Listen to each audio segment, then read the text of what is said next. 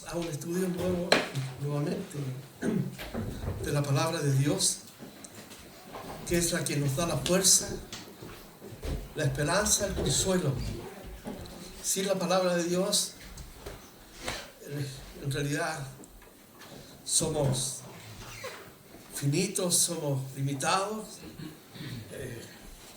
no tenemos esperanza. Pero la palabra de Dios es viva y eficaz y es como una espada que penetra hasta lo más profundo de nuestro corazón cuando estamos sensibles a ella, cuando permitimos que Dios pueda tocar nuestro corazón, cuando somos sensibles a ella, sensibles y dejamos que su voluntad, ¿cierto?, trabaje en nuestra vida para hacernos hijos e hijas irreprensibles en una sociedad que cada día, ¿cierto?, camina hacia la destrucción.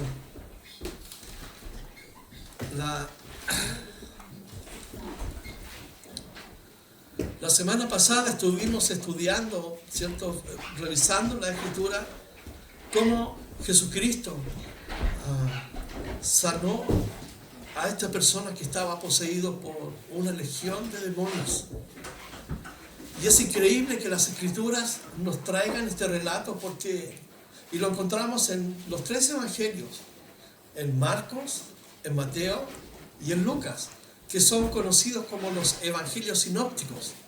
O entre estos 3 evangelios, ¿cierto?, se comparten información y de verdad los 3 registran este relato, que es impresionante.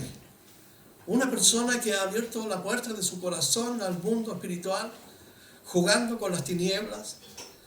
Y muchas veces las personas piensan que tienen el control sobre ese mundo, pero es un mundo demoníaco, es un mundo de maldad, es destructivo por esencia, porque el diablo vino a robar, a matar y a destruir.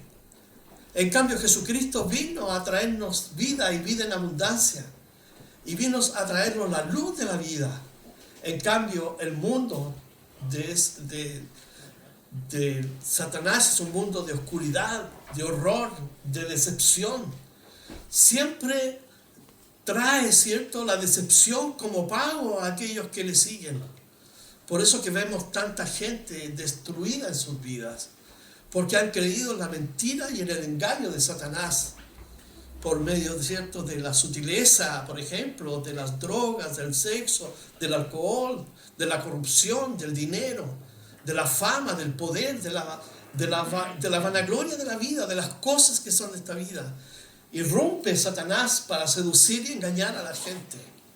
Y las personas, como están ya cegadas en su entendimiento, entonces son presa fácil del enemigo. Pero un hijo de Dios, una hija de Dios, vive de acuerdo a los principios que enseña la Biblia. Debe vivir guiado por Dios, por su Espíritu Santo, que nos fue dado cuando creímos en Cristo Jesús para, ¿cierto?, vivir esta vida en contra de la corriente.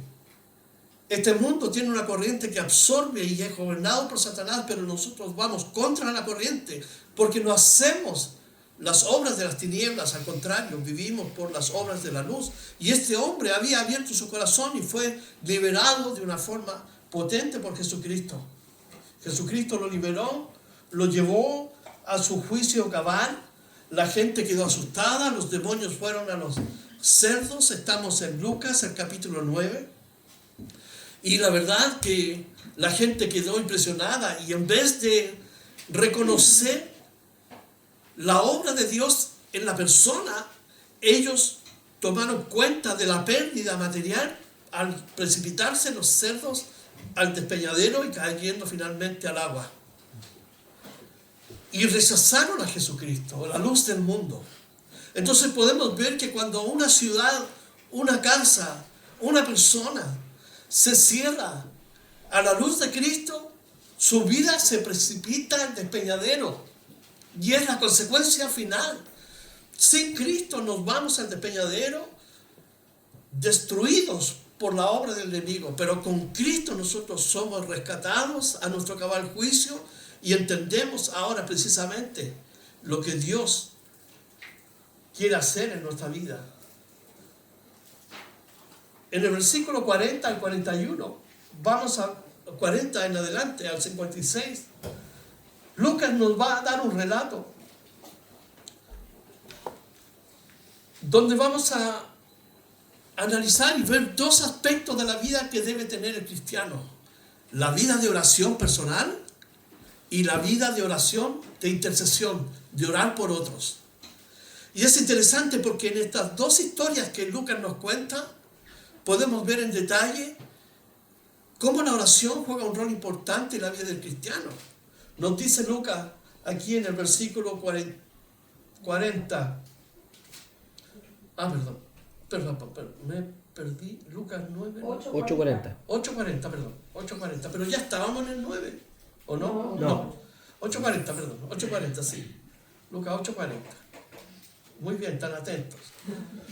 Dice, cuando volvió Jesús, le recibió la multitud con gozo porque todos les esperaban. Fíjense que Lucas nos relata que Jesús atravesó el mar de Galilea. El mar de Galilea cuenta que la laguna Sausalito, de un extremo al otro se movió, y al otro lado estaba toda la gente esperándole. Muchos seguían a Jesucristo porque su fama se había extendido por toda Galilea. Galilea es el lugar donde Jesucristo desarrolla mayormente su ministerio. Capernaum es su base, ¿cierto? Su punto central, donde Él se mueve hacia todos los lugares. Allí, al otro extremo, en Gadara, Jesús hace el milagro con este hombre, pero ahora vuelve porque la gente le está esperando. Entonces vino un varón, dice, llamado Jairo, que era principal de la sinagoga, y postrándose a los pies de Jesús, le rogaba que entrase en su casa. Un judío, postrarse delante de un judío, no era esperado bajo ninguna condición. Pero este hombre, que era un principal de la sinagoga, ¿cierto?, son los lugares que surgen después que Israel es liberado, después del cautiverio babilónico, y vuelve a su tierra, y las sinagogas surgen como respuesta de querer encontrarse con la Torá, que es la palabra de Dios, los judíos. Así que ya la sinagoga se instala como una práctica en todo el mundo, y este era un presidente, este era como un líder allí en la sinagoga, y se postra delante de Jesús porque él reconoce la autoridad de Jesús, porque la fama, ¿cierto?, de Jesús le precedía en todas partes, y le rogaba que entrara en su casa. Entonces, fíjense, cuando la necesidad golpea nuestro hogar, cuando la prueba golpea nuestra vida, lo que tenemos que hacer es postrarnos a los pies de Jesús para encontrar en Él las respuestas a lo que estamos viviendo. Le rogaba que entrara en su casa. ¿Por qué? Porque tenía una hija única, como de 12 años, que se estaba muriendo. Y mientras iba, la multitud le oprimía. Entonces aquí tenemos la oración, ¿cierto? Una oración que intercede por otro. Aquí vemos el amor de un padre intercediendo por su hija única. Imagínate, en aquel tiempo en Israel, cuando una mujer no tenía hijos, era despreciada, pero era la única hija, y esta niña se estaba muriendo. Por lo tanto, en la oración de intercesión de este hombre, va a los pies de Jesús, y una de las cualidades de la oración de intercesión es pedir por otros, por sus necesidades, por sus problemas, para que Dios los ayude. En este caso, la chica se estaba muriendo, era de 12 años, tenía toda una vida. Dice aquí en el versículo 42, y mientras iba, la multitud le oprimía, porque era una multitud que estaba cerca de Jesús, y se supone que los discípulos tenían que custodiar a Jesús para que no lo apretaran, pero era tanta la necesidad, tanta la fama de Jesús, y el deseo de la gente de ver, ¿cierto?, a Jesús. Quizás estaban ahí más por la fama, ¿cierto?, y la expectativa de verlo, que de conocerlo. Así sucede muchas veces en la vida del cristiano. Muchas veces está ahí por la expectativa, ¿cierto?, de su fama, de su poder, y de ver las conquistas que hace. Pero lejos está de conocer quién es Jesús realmente. Jesús, el Hijo de Dios, ¿cierto? Podemos estudiar los evangelios, leerlos, y nos damos cuenta que era un hombre bondadoso, un ser lleno de amor, de bondad, de misericordia, que nunca juzgó a nadie. Su vida era una vida impecable en santidad. Entonces el modelo para nosotros es Jesucristo.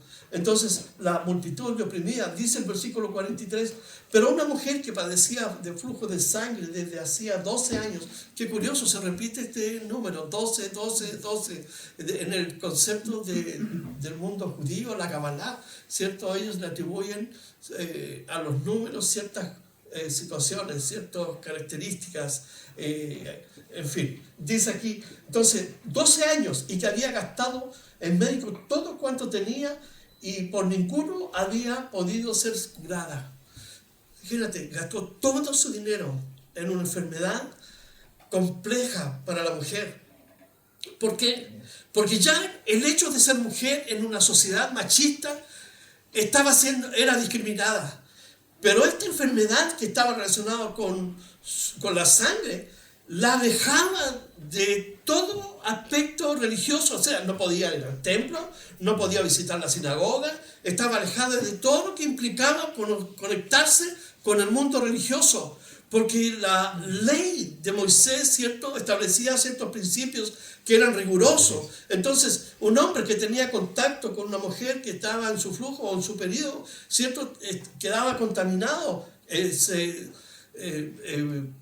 En cuanto a la purificación, entonces estaba contaminado y la ley era estricta. Entonces, era una cuestión de tanta complejidad la ley, y esta mujer padecía el hecho de ser discriminada por la sociedad, pero también espiritualmente estaba contaminada a los ojos de la ley. Y todo lo que tenía lo había gastado para ser mejorada. Tenemos que pensar que la medicina del primer siglo no es la medicina que tenemos hoy en día. No tenían escáner, no tenían radiografía, no tenían exámenes de sangre, de orina, ¿cierto? No tenían nada de eso. Entonces era una medicina, en el fondo, protohistórica, es decir, estaba de forma incipiente experimentando con el dolor humano. Y más aún, los médicos cobraban un ojo de la cara para poder atenderla. Y el caso aquí, que ella precisamente había gastado todo su dinero. Y dice el 44, y se le acercó por detrás y lo tocó, y tocó el borde de su manto, y al instante se detuvo el flujo de su sangre. Entonces Jesús dijo, ¿quién me ha tocado? Y negando todos, dijo Pedro, y los que con él estaban, maestro, la multitud te aprieta y oprime y dices, ¿quién me ha tocado? Entonces, aquí podemos ver una clase de fe que actúa por convicción. La fe que actúa por convicción también, pero intercede por otro. Pero aquí encontramos una fe que actúa por convicción en base a una relación personal con Dios. Y estas dos clases de fe son las que la Escritura exalta. Muchas veces nosotros perdemos el sentido y el foco, pero nuestra fe debe estar en Dios, en sus promesas. Y ella, estoy seguro que pensaba, si lo toco, basta que lo toque. ¿Por qué? Porque no tan solo por su fama, sino porque ella sabía quién era, a quién iba a tocar. Entonces, cuando se le acercó por detrás, tocó su manto, al instante sanó. No porque el manto haya producido un efecto como de cierto místico sobre la vida de ella, sino porque ella puso su fe en Jesucristo y por lo tanto inmediatamente fue sanada. Entonces Jesús dijo, ¿quién me ha tocado?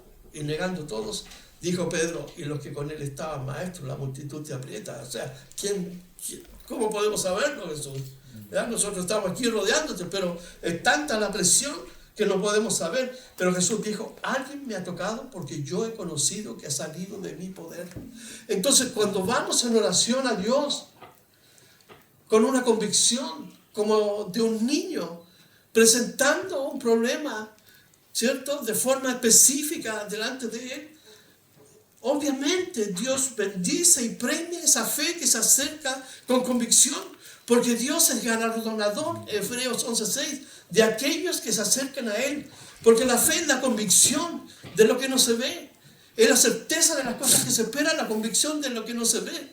Ella en ese momento actuó bajo estos dos principios: la fe basada en una convicción, en la certeza de que tan solo tocar a Jesucristo, ella iba a sanar. Era su creencia, era su fe, y Dios recompensó su fe en público, porque inmediatamente fue sanada. Jesús dijo, salió poder de mí. El poder de Jesús no ha cesado hasta el día de hoy. Es un poder que está presente y es una ayuda a los hijos de Dios. Solamente que a veces nosotros perdemos la fe. Porque nuestra mente, nuestro corazón se enfoca en las circunstancias, se enfoca en este mundo y perdemos la noción de Dios. ¿Quién es Dios en nuestra vida? Y cuando eso sucede, entonces surgen los problemas. Se acrecenta la incredulidad de nuestro corazón. Y Dios no puede bendecir un corazón incrédulo. El Padre intercedió por su hija y aquí una fe que actúa por convicción. Las dos fueron recompensadas, como vamos a ver. Entonces dijo Jesús en el 47, el 46, alguien me tocó, y el 47. Entonces cuando la mujer vio que no había quedado oculta, vino temblando de un temor reverente y postrándose a sus pies, le declaró delante de todo el pueblo por qué causa le había tocado y cómo al instante había sido sanada. Y él le dijo: hija, tu fe te ha salvado. Fíjense, Jesucristo siempre ataca el problema que nos separa de Dios, que es nuestros pecados. Los pecados nos separan de Dios, los pecados nos conducen a una separación. Por eso que el cristiano debe en su día a día analizar su vida y presentarse delante de Dios y pedir perdón por aquellas cosas que hayamos hecho por omisión, por pensamiento o de obra. Pero pedirle perdón a Dios, ¿por qué? Porque el pecado nos separa de Dios. Dios no puede ver el pecado. Dios no habita donde está el pecado. Dios habita donde hay santidad. Y es por eso que Dios nos dejó a Jesucristo. Porque si confesamos nuestros pecados, Jesucristo es fiel y justo para perdonarnos de nuestros pecados y limpiarnos de toda nuestra maldad. Y esa mujer inmediatamente fue sanada porque actuó con fe. Era una mujer justa a los ojos de Dios. Y cuando Dios se acerca al justo, lo bendice y lo recompensa.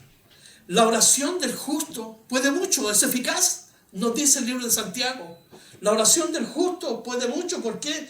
Porque es eficaz, porque hay una relación, está en intimidad con Dios, por lo tanto recibió el beneficio de la sanidad por un acto de fe, pero al mismo tiempo recibió el perdón de pecados. Cristo la perdonó, le dijo: hija, tu fe te ha salvado. ¿De qué? De esta separación que había entre tú y Dios, tú y el Padre. Ahora le dice: ve en paz. Jesucristo no le dijo ninguna otra palabra. En otras circunstancias Jesucristo dice: tus pecados te son perdonados. Pero aquí vio una mujer de fe, de convicción. Y eso cambia la historia de la vida de esta mujer y puede cambiar nuestra propia historia cuando nos acercamos a Dios con una convicción de que Él puede ayudarnos. Dios nos da la vida cada día cuando despertamos, los alimentos, la ropa, un lugar donde dormir. Dios provee esas cosas. Él dijo que nos iba a alcanzar y que eso era suficiente. Por eso que tenemos que agradecer a Dios por lo que Él hace en nuestra vida. Y dice 49, estando hablando aún Jesús, cuando vino uno de la casa del principal de la sinagoga a decirle: tu hija ha muerto, no molestes más al maestro. Y estas son una de las noticias que nosotros los cristianos muchas veces vamos a tener que enfrentar. Noticias que son terribles. Este hombre tenía su fe en Cristo Jesús, que por eso se postró delante de Él, intercede por su hija. Pero el diablo siempre actúa así, para querer desanimar nuestra fe. Y la noticia no tan solo puede ser esto: murió un familiar, murió tu hijo, murió tu hija, murió tu madre, ¿cierto? Sino que, mira, perdiste tu trabajo, mira, tu esposa o tu esposo te ha engañado, mira esto. Entonces siempre Satanás va a trabajar con noticias que nos desalienten en nuestra fe. ¿Por qué? Porque Él quiere destruirnos. Él quiere vernos en el suelo, ¿cierto? Renegando contra Dios. Esa es la instancia final de Satanás. Porque Él vino a matar, a robar, a destruir. Jesús vino a darnos vida y vida en abundancia. Entonces imagínate este hombre lleno de expectativa porque ve el milagro operado en la mujer. Entonces todo lo que él se imaginó en su mente, ¿cierto?, respecto de su propia hija, pero llegan los mensajeros del enemigo y te dicen, tu hija ha muerto. ¿Cuál va a ser tu actitud? ¿Cuál va a ser tu actitud cuando recibes una mala noticia? ¿Culpar a Dios? Porque una de las tendencias en muchos cristianos que son débiles de fe es culpar a Dios, por Dios, y culpan a Dios, y todos se lo achacan a Dios. Se enojan con Dios, no leen la Biblia, no oran, no participan muchas veces en la iglesia. Y Dios es culpable de todo. Entonces uno se pregunta, ¿dónde entonces estaban sus convicciones? ¿Dónde estaba su fe? ¿Qué clase de fe? ¿En quién creyó realmente esta persona? ¿Qué clase de cristianismo está profesando? Porque cuando uno enfrenta una situación grave, una situación de peligro,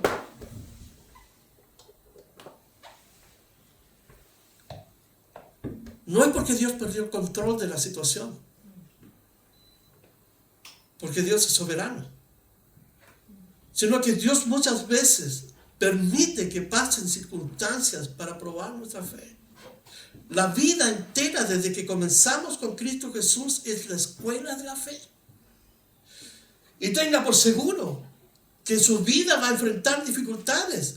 En el mundo tendréis aflicción, dijo el Señor Jesucristo. Y nosotros, como cristianos, como hijos, como hijas de Dios, tendremos que entender que esto va a suceder. Entonces la pregunta es, ¿cómo voy a reaccionar cuando te digan, esto pasó? ¿Voy a culpar a Dios? ¿Voy a culpar al hombre? ¿O me voy a postrar delante de Jesús? Entonces le dicen, no molestes más al maestro. ¿Qué es lo que quiere el diablo? No molestes más a Dios. Dios no te va a escuchar. No molestes más a Jesús. No leas más la Biblia. ¿Para qué? Si mira cómo estás. El diablo siempre quiere atacar a Jesucristo, a su palabra, en el huerto del Edén. ¿Con que Dios te dijo esto? ¿Con que Dios te dijo? Dios le dijo, el día que comieres de este fruto, ciertamente morirás. ¿Y qué le dijo el diablo? No morirán. No van a morir. ¿Y aquí qué le dijo? No molestes más al maestro. Oyendo Jesús le respondió, no temas. No temas. Cree solamente y serás salva. Aquí esta palabra envuelve dos aspectos. La salvación espiritual y la sanidad. Porque Jesucristo iba a hacer una obra completa. Y entrando a la casa no dejó entrar a nadie consigo, sino ¿a quién? A Pedro, a Jacobo y a Juan. Y al padre y a la madre de la niña. ¿Y qué pasaba dentro de la casa? Y lloraban todos y hacían lamentación por ella. Pero él dijo, no lloréis, no está muerta, sino que duerme. Entonces se burlaban de él sabiendo que estaba muerta. La incredulidad de Galilea, de Capernaum y de las ciudades que Jesucristo visitó eran al tope.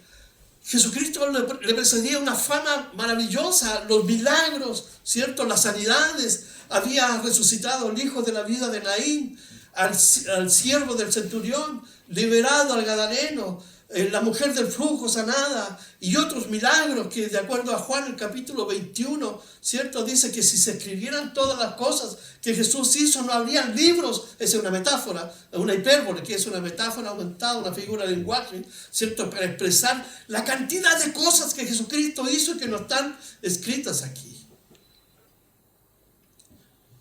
Pero la gente se burlaba de Jesús, como hoy día la gente se burla de Jesús. Los jóvenes se burlan de Jesús, los adultos, los científicos, ateos, todos quieren burlarse de Jesús. ¿Por qué? Porque Jesucristo derrotó a Satanás en la cruz. La espina del diablo es que Jesucristo lo haya derrotado en la cruz del Calvario. Entonces su ataque es feroz contra Jesús. Todos los chistes que hay en la televisión, ¿cierto? De estos chistólogos que surgen de la noche a la mañana, ¿de quién se ríen? De Jesucristo. Todas las modas son para atacar a Jesucristo. ¿Por qué? Porque Jesucristo lo venció en la cruz del Calvario y con una forma inesperada. Porque la promesa era que la simiente de la mujer, dice que iba a herirle la cabeza y le iba a herir en el calcañar. Está hablando de la muerte sacrificial, pero el diablo no sabía cómo. Por eso Dios se movió de una manera increíble. Por eso, por ejemplo, la esposa de Abraham no tenía hijos. ¿Por qué? Porque Dios estaba actuando contra la lógica, ¿cierto? Que tuviera hijos y de ahí iba a venir uno. No. Y la esposa de Isaac, Rebeca, tampoco tenía hijos, estéril. Y usó una prostituta, y usó un hombre de aquí, un hombre de allá, que estaban alienados de la sociedad, pero Dios se movió de esa forma. Y la forma más increíble que lo venció, con lo que Satanás pensó que había derrotado al diablo. Satanás pensó, lo maté, lo llevé a la cruz, usé a la religión, usé a los religiosos, a los romanos y lo maté. Pero Dios estaba detrás de todo eso, escondido, haciendo su obra y su plan, para que Jesucristo derrotara allí en la cruz del Calvario a Satanás y le pisoteara la cabeza. Por eso que el ataque es feroz contra Jesús. La gente se burla de Jesús. Jesús dijo, no está muerta, ella está durmiendo. Se burlaron. Mas él, tomándola de la mano, clamó diciendo, en Mateo dice, Talita cumi, a ti te digo, despierta. A ti te digo, despierta. Fíjense, en Mateo le dice, muchacha, a ti te digo, despierta. Ella había partido. Estaba en el lugar del seno de Abraham, porque los niños van allí. Pero como Él es Dios, tiene el poder de resucitar. Él tiene el poder de revivir. Él tiene el poder de sanar. Él tiene el poder de resolver los conflictos más graves que el ser humano puede enfrentar, porque para eso vino Jesús. Y todos estos problemas, las enfermedades, el cáncer, el SIDA y todas estas cosas que nosotros vemos hoy en día, el COVID y todos estos cambios, no era parte del plan original de Dios, porque Dios creó la tierra perfecta. Cuando creó en el principio los cielos y la tierra, Dios vio que todo era bueno. Cuando creó los animales, la floresta y toda la avifauna y todo lo que Él creó, dijo, es bueno, era perfecto. Pero esto que vivimos ahora son consecuencias de la desobediencia del hombre. Cuando el hombre desobedeció a Dios, toda la creación sufrió un golpe, un impacto. ¿Por qué? Porque la desobediencia fue de alcance cósmico. Inclusive, ¿cierto? Bueno, y ni hablar del hombre, porque afectó la naturaleza del hombre. A tal modo que hoy día, ¿cierto? Podemos leer que Dios tuvo que destruir a la humanidad. Pongan atención, 4.000 millones de personas murieron en el diluvio. 4.000 millones. Dios tuvo que destruirlos porque la maldad era en extremo. El hombre cada día se levantaba para destruir, matar, asesinar, robar, y Dios no toleró eso y destruyó y preservó la vida de 8 personas. Hoy día estamos en las mismas condiciones que aquel tiempo. Por eso que viene el juicio de Dios. Viene el juicio de Dios y tenemos que estar a cuenta con Dios, con Jesucristo. Porque en cualquier momento la iglesia es llevada al cielo y se desata la ira de Dios. Dios tiene el poder de sanar y resolver tu problema. Dios tiene el poder para sanarnos. Dios tiene el poder para restituir nuestra vida, un matrimonio, una vida perdida en el pecado. Dios puede restituirla. ¿Por qué? Porque si Él es capaz de traer a alguien a la vida, ¿cuánto más es capaz de ayudarnos en las cosas del diario vivir? Jesús dijo, busca primero el reino de Dios y su justicia, y todas las cosas que te faltan serán añadidas. Entonces, busca, la orden es buscar primeramente el reino de Dios. Entonces, el versículo 54 le dijo, muchacha, en Mateo dice, muchacha, a ti te digo, despierta. Aquí dice Lucas, levántate. Entonces su espíritu volvió. ¿De dónde? Estaba allí en el seno de Abraham. Volvió. Dios tiene el poder. Volvió a la vida e inmediatamente se levantó. Y él mandó que se le diese de comer. Y sus padres estaban atónitos. Imagínate a Jairo, la madre de Jairo, y las que estaban ahí llorando porque les pagaban para llorar. Estaban atónitos. Pero Jesús les mandó que a nadie le dijesen lo que había sucedido. ¿Por qué Jesús busca este silencio como un anonimato? Porque el Evangelio de Juan y los otros evangelios nos dice que la gente le buscaba para hacerle rey. Entonces vemos que el corazón de la gente no estaba con el reino de Dios espiritual.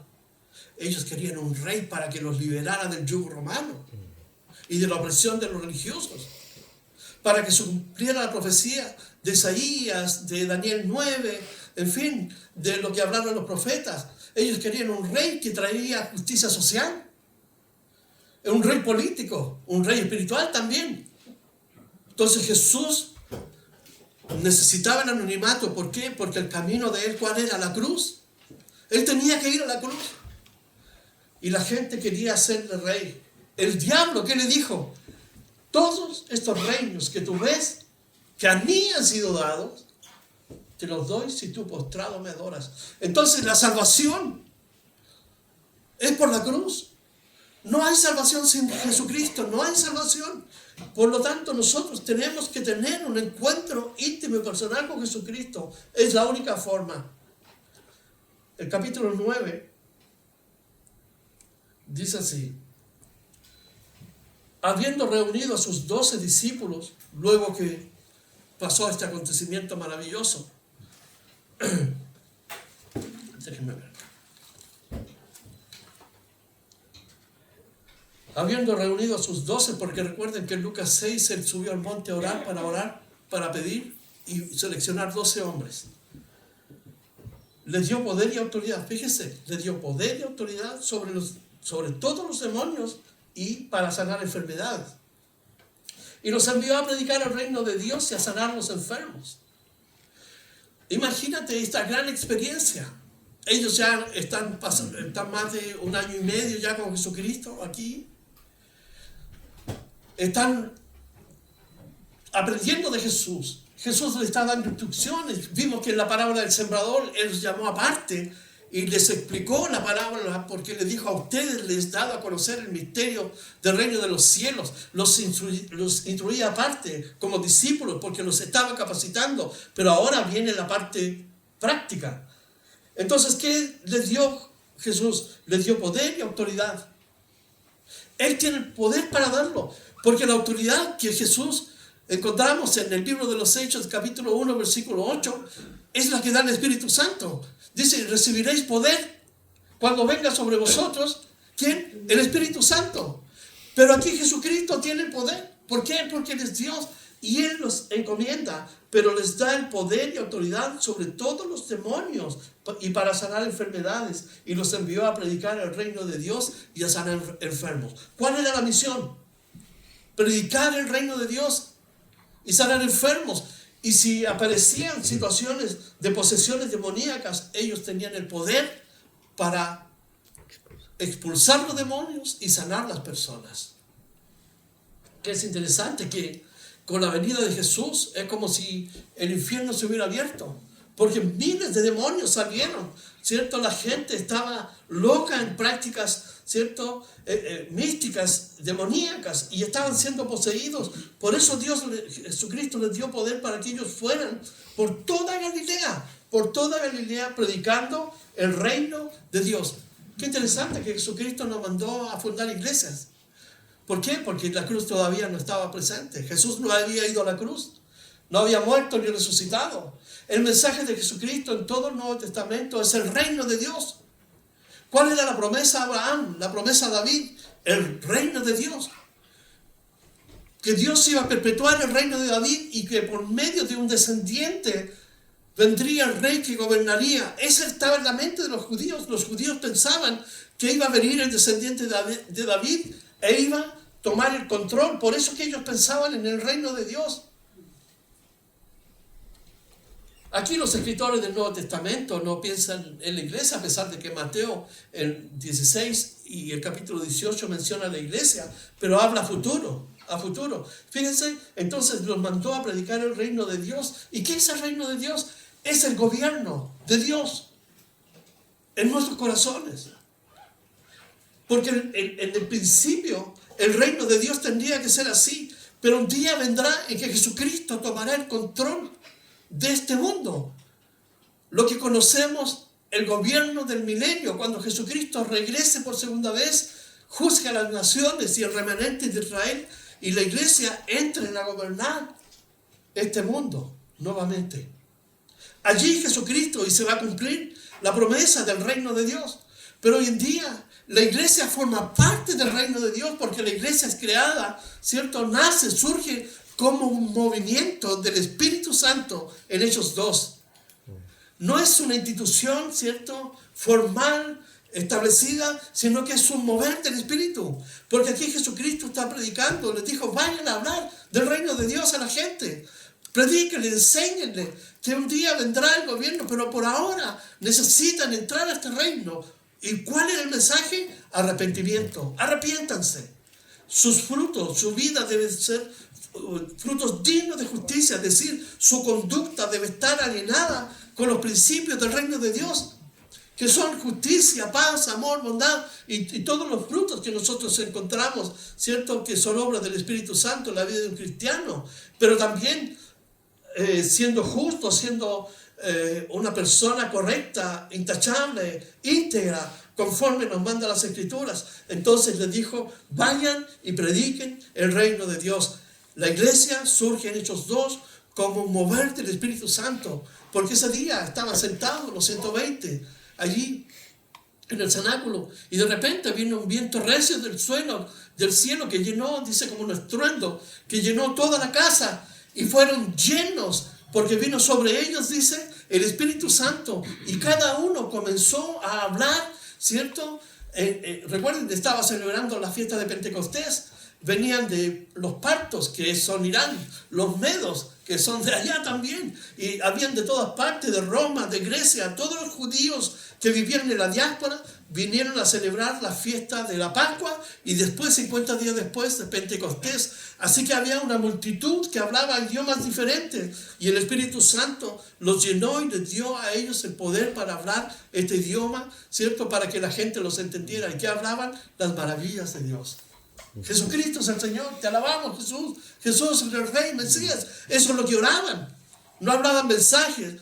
Pero ese día nace la iglesia como un movimiento poderoso del Espíritu Santo para que cumpla la función de llevar la palabra, predicando, ¿cierto?, a las gentes que Jesucristo es el Señor y que Él es el Rey de este reino que un día se va a constituir.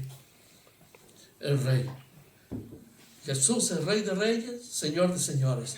Así que fueron. Y les dijo, no toméis nada para el camino, ni bordón, ni alforja, ni pan, ni dinero, ni llevéis 2 túnicas. Esto es interesante, porque una de las grandes manchas de la iglesia hasta el día de hoy es que muchos que se llaman pastores, muchos que se han elegido a sí mismos, se han enriquecido a costa del evangelio. Muchos se hacen pastores para no trabajar. Son ignorantes de las Escrituras, pero someten a la gente porque tienen carisma. Los atraen, ¿cierto?, con ese carisma y les embonan su mente con que tuvieron sueños y que experimentaron cosas, que fueron al cielo. Y la gente, ignorante también, porque no lee la Escritura, ¿cierto?, son atrapados por estas redes, porque la única instancia que ellos quieren es enriquecerse. Entonces, como les dije, la gran mancha en la iglesia ha sido que estos hombres que se han enriquecido, muchos de ellos ignorantes, viviendo en la pobreza extrema, de la noche a la mañana, se hacen millonarios por causa de gente que tampoco lee la Escritura. Jesús le estaba dando una lección. La meta, la misión, ¿cuál era? Predicar el reino de Dios. Pero una de las cosas que tenían que hacer ellos es que no tenían que llevar nada.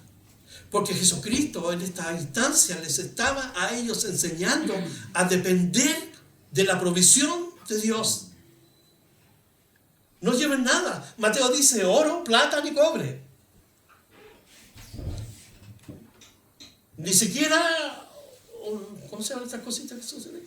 Banano. Ni siquiera un banano con comida, nada. Ni siquiera túnicas, nada. No lleven nada. Dependan de Dios, absolutamente. Absolutamente. Les estaba dando esta lección. Pablo dice en Tito, el capítulo 1, versículos 7 y 8, le dice que el ministro no debe ser codicioso de ganancias deshonestas. Un ministro no puede ser un maestro de la palabra, un pastor, un líder. No puede ser codicioso. La codicia, fíjense, es aquella cualidad en un corazón pervertido que quiere obtener a como dé lugar lo que otro tiene. Entonces la codicia es cruel, malvada. Por la codicia surgen los asesinatos, los crímenes violentos. Porque quiero tener hoy día los portonazos. ¿Por qué? Porque quieren tomar tu auto, quieren tener tus cosas. Ellos codician porque no pueden, ni siquiera quieren trabajar. Son delincuentes, pero quieren tomar tus cosas. Así también hay ministros que son delincuentes, quieren tomar tus cosas para enriquecerse. En cambio, el ser avaro es ser tacaño. Mano de guagua, como dicen, una expresión por ahí, o mano de muñeca. En Brasil usan la expresión mano de muñeca, se dice. Entonces un ministro no puede tener estas cualidades. Debe depender de Dios, confiar en la provisión de Dios. Por eso que nosotros oramos que Dios nos provee un lugar, porque donde Dios guía, Dios provee. En otras circunstancias, otro pastor pudiera pedir dinero con la excusa de un lugar, pero para enriquecerse. ¿Cuántos los han hecho así? Entonces Jesús le dice, no tome ni para el camino, el versículo 3, ni bordón, que es un bastón, ni alforja, ni pan, ni dinero, ni 2 túnicas. Y en cualquier casa donde entréis, quedad allí, y de allí salid. Es interesante que Jesús dice esto, porque la misión era predicar el reino. Y era entrar a la ciudad o a la aldea, predicar, aquí está el reino de Dios, Jesucristo es el Mesías, crean en Él. Y si alguien de la ciudad de buena voluntad les dijera, vengan, pasen en mi hogar, abro mi hogar para que nos hablen del reino, ¿qué les dijo Jesús? Entren allí. Y no discriminen si son pobres o ricos, entren en el hogar. En Mateo dice que si la ciudad lo rechaza, sacudan el polvo de sus pies. Que era una práctica judía cuando regresaban de fuera de Israel, sacudirse los pies del mundo de los gentiles para entrar a su tierra. Pero ¿qué dice Jesús? Dice aquí en el versículo 5, y donde quiera que nos recibieren, porque la gente puede decir, váyanse, salid de aquella ciudad y sacudid el polvo de vuestros pies en testimonio contra ellos. Fíjense, el sacudirse los pies es un testimonio de que un día va a haber juicio contra ellos. Y de aquí podemos sacar unas lecciones. Primero, cada vez que tú y yo hablamos de Jesucristo, una persona, están las 2 opciones. Aceptar a Jesucristo o rechazarlo. Pero se suma una tercera. Viene juicio sobre esa persona. Viene juicio. No por sus pecados, sino por haber rechazado a Jesucristo. Y este es el gran dilema hoy en día. Cuando la gente, tú le hablas de Jesucristo a alguien, muchos te dicen, no, pero tú has sentenciado la vida de esa persona indirectamente. ¿Por qué? Porque ha rechazado el Evangelio, pero al mismo tiempo juicio viene sobre sus vidas si es que no se arrepienten. Y esta es la condición para todo ser humano, en toda generación, en todo ámbito, en toda nación, en toda lengua, en toda tribu. Es la misma condición, creer en el Evangelio, porque son las buenas noticias de que Dios envió a su Hijo a morir por nosotros, porque Dios nos ama y quiere tener esta relación que se perdió al principio. Y ahora con Jesucristo entramos en esa relación. Pero aquellos que dicen no, en el día del juicio del trono blanco, Dios les va a decir: aquí están anotadas todas tus obras, pero dime, ¿por qué rechazaste a mi Hijo? ¿Por qué rechazaste mi amor? Yo te amaba. Y ahora irás donde está el diablo, el anticristo, para siempre. Apártate de mí, maldito. Porque rechazar a Jesucristo es abrazar a Satanás. Es abrazar sus fórmulas de vida. Entonces aquí Jesucristo les dice: sacúdanse el polvo de vuestros pies. No es un juicio, pero es un testimonio contra ellos. Y cada vez que tú predicas a alguien de Jesucristo y te rechaza, tú estás también testificando de su rechazo y de su juicio que pronto va a venir. Y saliendo pasaban por todas las aldeas anunciando el evangelio y sanando por todas partes. Fíjense, nos dice que habían personas liberadas, pero en Mateo nos dice que habían personas que salían los demonios, porque Dios les dio poder y autoridad. Es un poder y autoridad limitado de tiempo, pero Jesucristo, Hechos 1:8, es un poder ilimitado de tiempo. No está supeditado a la iglesia del primer siglo. Es un poder que está vigente a nosotros hoy en día. Cuando dice: recibiréis poder cuando venga. Y cuando recibimos a Jesucristo, recibimos ese poder por medio del Espíritu Santo que vive en nosotros. Y Dios nos ha dado autoridad para proclamar las buenas nuevas del reino de los cielos. La iglesia no es el reino. La iglesia es parte del reino. Y un día vamos a gobernar con Cristo Jesús. Cuando Él sea rey, dice que la iglesia gobernará con Cristo Jesús. ¿A quién va a gobernar Jesucristo? A las naciones que entren, que hayan sobrevivido de la gran tribulación. Porque Jesucristo, cuando venga por segunda vez, se va a sentar y va a separar el cordero del cabrito. El cordero es todos aquellos que ayudaron a Israel y también hicieron profesión de fe durante la gran tribulación. Estos entrarán al reino y ellos se van a multiplicar. Y ellos necesitan entonces un rey, y rey va a ser Jesucristo. Los otros van a ser juzgados y condenados al infierno. Así va a ser. Y la iglesia va a ser coheredera juntamente con Cristo. Mira dónde nos va a llevar Jesucristo. El plan de Dios que tiene para nosotros, que éramos hijos de condenación. Dice el versículo 7, no sé, un cuarto para. Ya, aquí vamos a terminar con estos versículos. Herodes el tetrarca oyó todas las cosas que hacía Jesús y estaba perplejo porque decían algunos: Juan ha resucitado de los muertos.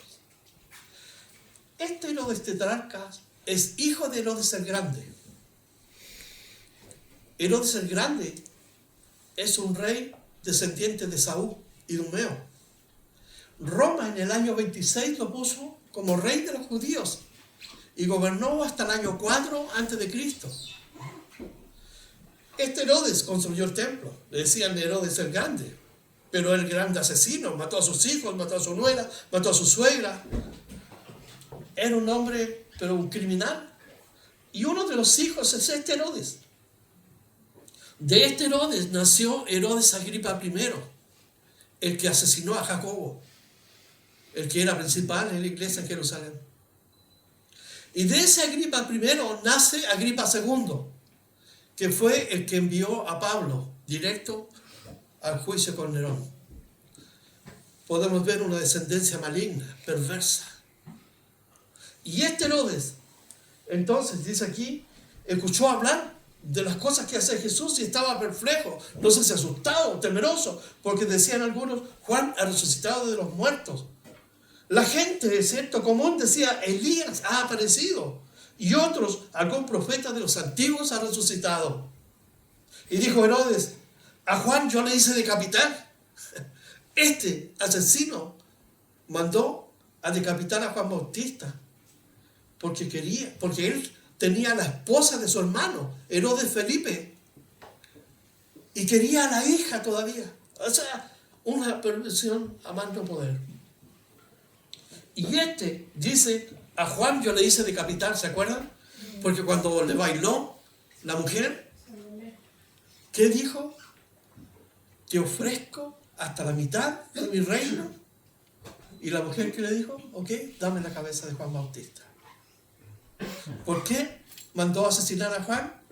A instancias de su madre, porque Juan le decía, la mujer que tú tienes, no te es lícito tenerla, estás en adulterio porque es esposa de tu hermano. Y aquí tenemos a este hombre, dijo, yo le hice decapitar. ¿Quién pues es este de quien oigo tales cosas y procuraba verle? Miren, solamente los de limpio corazón verán a Dios. Él quería verle por la curiosidad de la fama de Jesús, pero no quería conocerle. Era un asesino, un pecador. ¿Jesús podía haberle perdonado? Sí, pero no quiso eso. Solamente los de limpio corazón verán a Dios. Este asesinó a un profeta, a Juan Bautista. Pero ¿saben qué no hizo? No acalló la voz de Dios. Porque la voz de Dios continuó por medio de Jesucristo. Hasta el día de hoy.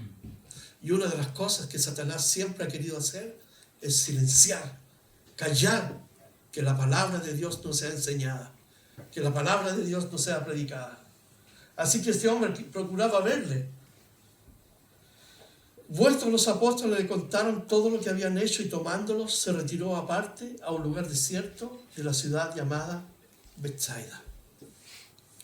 Aquí vamos a detenernos hoy día. Nosotros, al igual que los discípulos, tenemos la misma responsabilidad de hablar de Jesucristo a otros. Y en sí mismo es una carga, porque Dios nos dio la responsabilidad. Tenemos que hablarle a otros de Jesucristo. Recuerden que cuando rechazan a Jesucristo, no están rechazándolo a usted, están rechazándole al Padre que mandó a su Hijo Jesucristo. Es lo que dice Juan 3:16. Porque de tal manera amó Dios al mundo que ha dado a su Hijo. ¿A quién están rechazando? Al Padre que envió al Hijo. Y cuando lo rechazan, juicio están trayendo sobre su vida. Entonces, recuerden, un día esas personas van a ser juzgadas. Por eso tenemos que orar por ellos que reciben la palabra, para que Dios pueda obrar en sus corazones, para que el libre albedrío, ¿cierto?, pueda ser orientado hacia Dios y no hacia este mundo.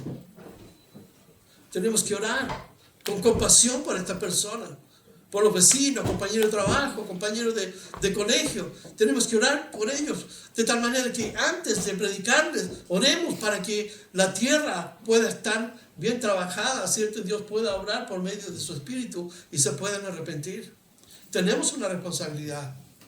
Otro aspecto que podemos observar hoy día, para ir cerrando, es la clase de fe.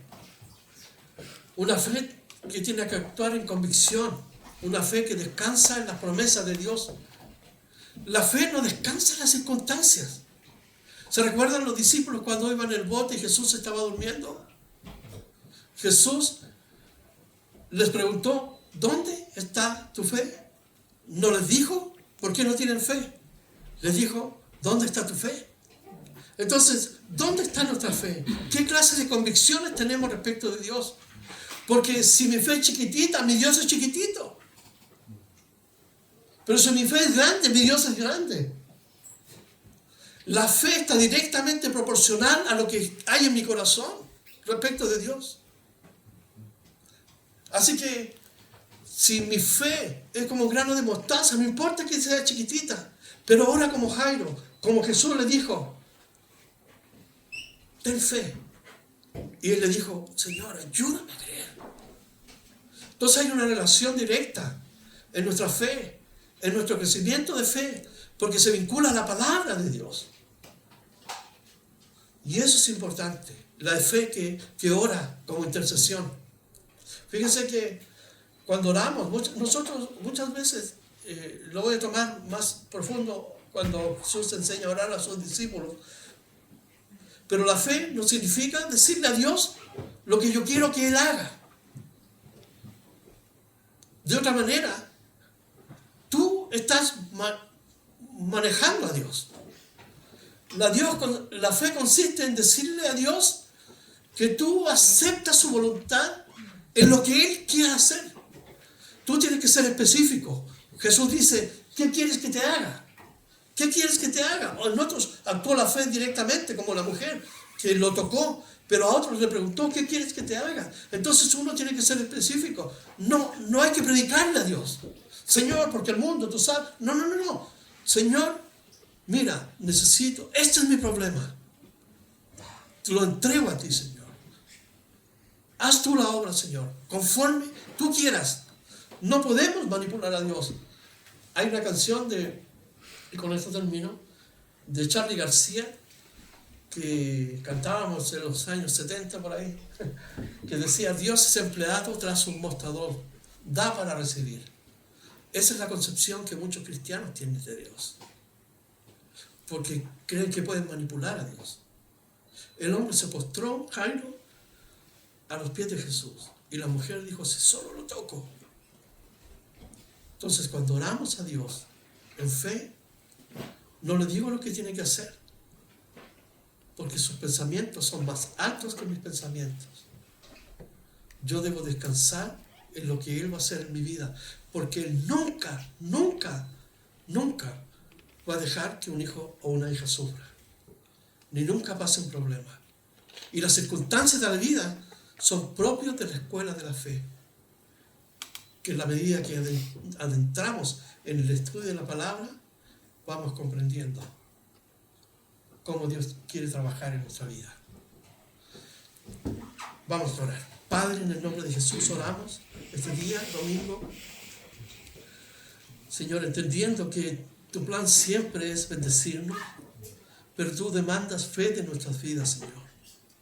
La importancia de orar unos por otros en forma de intercesión, Señor, porque sabemos que la oración del justo puede mucho, es eficaz cuando está centrada en tu voluntad y en tu propósito, Señor. Pero la oración que intercede por otros, pero también ayúdanos en nuestra fe. Ayúdanos a creer, Señor, en tus promesas, que muchas veces somos debilitados porque no estudiamos tu palabra, o nos abandonamos, Señor, simplemente a la rutina de la vida, sin pensar que tú estás, Señor, allí atento, deseoso de escucharnos, porque eres un Padre amoroso que nos amas y quieres lo mejor para cada uno. Señor, en este día también te damos gracias porque entendemos la responsabilidad de predicar y enseñar tu palabra a otros, Señor, para que crean que Jesucristo es tu Hijo amado, el Salvador del mundo, y que un día vendrá, Señor, para tomarnos y llevarnos para estar contigo. Señor, un día será Rey de Reyes, literalmente aquí en esta tierra, como enseña el profeta Isaías, Señor, donde el niño de pecho será de 100 años, Señor, donde el león jugará, Señor, con la res, Señor, donde no habrá, Señor, mortandad, en un mundo, Señor, ideal que tú has diseñado en tu reinado. Mientras tanto, Señor, vivimos en un mundo complejo, un mundo, Señor, que va al caos, como nos enseña tu palabra, y que será juzgado por haber rechazado tu amor, Señor. Bendícenos este día, bendice a cada uno que está aquí. Tú conoces sus necesidades, sus problemas, sus enfermedades. Oramos, Señor, que tú actúes en la vida de cada uno conforme a tu plan y propósito, Señor, y que tu nombre siempre sea glorificado, Señor, como lo has hecho siempre, Señor. Te damos toda la gloria a ti en el nombre de Jesús. Amén.